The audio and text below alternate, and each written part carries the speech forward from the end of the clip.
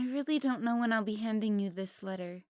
As long as I've held on to it and prayed over it, I still get the sense, wait, not yet.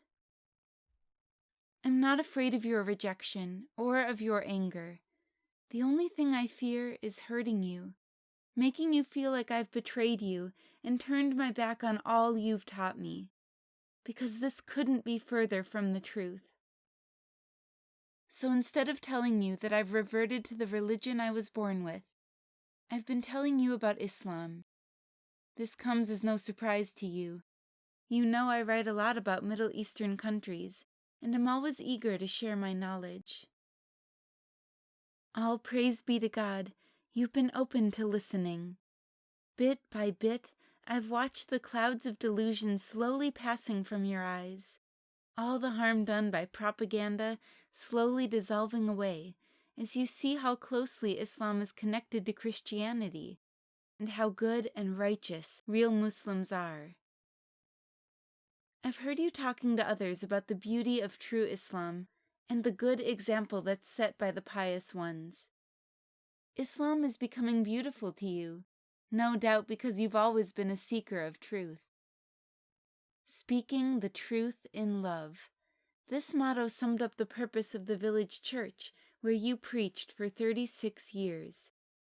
The words shone from a small bronze plaque that we passed on the way into Sunday morning service. We didn't always live up to it, but it was a beacon and a reminder.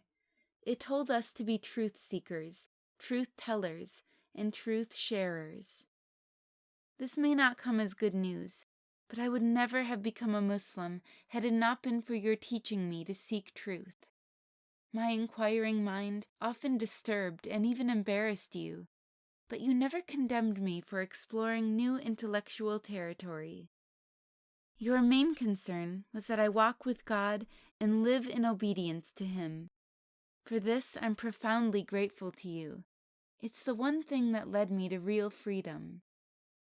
Thanks to your influence, I read the Bible from cover to cover at least 20 times in my lifetime and memorized many verses. I still love these scriptures and read them often. I'm not now among those misinformed Muslims who reject the Bible and set it up in opposition to the Qur'an. I know better. Obviously, there are differences of opinion about how these scriptures were translated and what they teach, but these conflicts of interpretation come from readers, not from the master who sent them.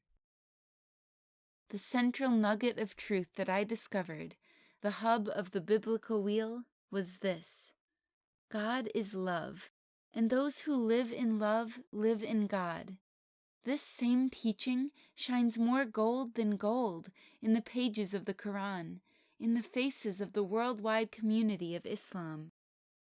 My conversion didn't come about because I thought that Islam as a religious practice was superior to Christianity, or because I thought Muslims were somehow more pure than Christians. From where I'm standing, those who play the "my religion is better than your religion" card have missed the point of their own religion. It began like this. A Muslim friend, after listening to me explain my relationship with God, insisted that I was already a Muslim. I got curious and began to study. As I learned about Muslim theology, I realized that this was what I'd always believed. As much as I'd lived by the words of Jesus, praise be upon him, and loved his character, I'd never been able to pray to him without feeling uncomfortable. I had always prayed to God. But I refused to convert. Why should I scandalize my family just because I didn't believe Jesus, praise be upon him, was God? There are many Christian denominations that don't believe this. I would simply become a liberal Christian. Then came the moment. I happened to be standing before a window in a beam of sunlight. All at once, this sunlight enclosed me and filled my heart, and I knew I was Muslim. Islam is the logical next step after Christianity, just as Christianity was the logical next step after Judaism. Your new Muslim daughter.